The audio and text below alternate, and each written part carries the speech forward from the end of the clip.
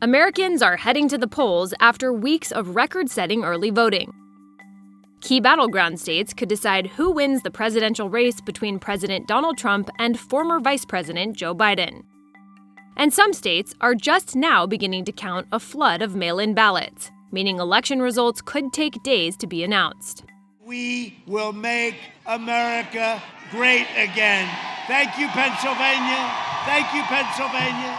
I'm running as a proud Democrat, but I will govern as an American president. After an unprecedented campaign season, Election Day 2020 has finally arrived, with both candidates offering dueling visions for the nation's future. Trump has pledged to be a political outsider who will bring the economy back, while Biden pitched himself as a president who can unite a divided country. Months of preparations to hold a safe election and tabulate early votes will be put to the test, capping a race that has largely been defined by the coronavirus pandemic. Many states have already seen historic levels of early voting, and more than two-thirds of responders in the latest national WSJ NBC News poll said they plan to vote early, either by mail or in person.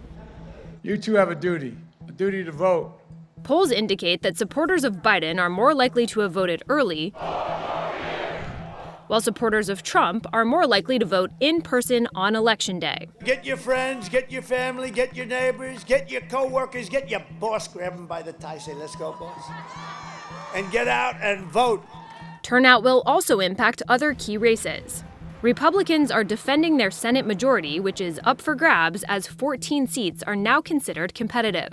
And Democrats are working to hold and expand their majority in the House, particularly in suburban districts. And keep an eye on the battleground states that could decide the presidential race. Hello, Wisconsin. We're back. We're back. We're going to win. Ohio, one more day. Well, hello, Pennsylvania. What's up, Miami?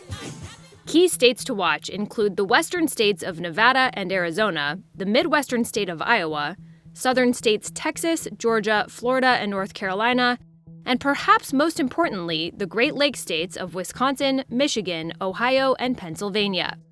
That's where the candidates held most of their events in the final hours of the campaign. I've gotten to know this state very well. You surprised. You're the one that put us over the top. You know that, right? Remember? Pennsylvania in 2008 and 2012, you placed your trust in Barack and me. Now in 2020, I'm asking for your trust again.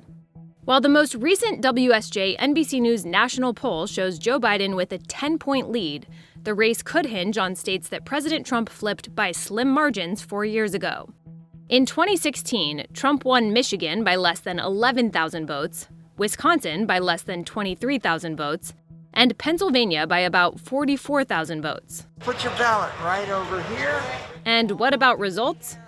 While we may get early clues about the race from Florida, Ohio, and North Carolina, where polls close between 7 and 8 p.m. Eastern, it could take days to know the winner of states like Pennsylvania, Michigan, and Wisconsin.